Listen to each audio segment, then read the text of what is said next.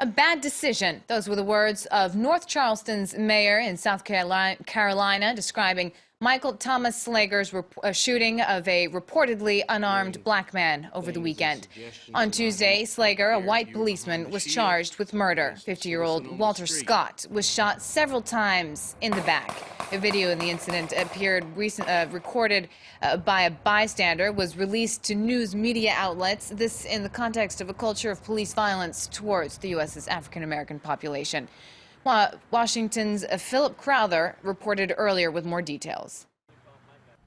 A damning video that shows pretty much exactly what happened in the town of North Charleston in South Carolina. It's a video that shows very clearly the death of Walter Scott, the 50-year-old black man who slumps to the ground after we hear 8 shots fired by the police officer, by Michael Slager, he who now has been charged with murder. What we also see, well, first of all, are those shots in the back of that person, but also a total contradiction with the first version that came from that same police officer.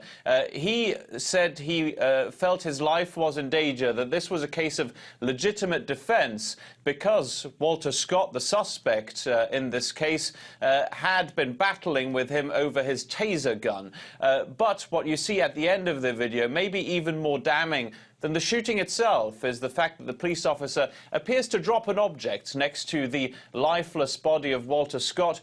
One can presume at this point that that is the taser gun. Maybe the police officer is trying to hide that there was not at all a case of legitimate defense.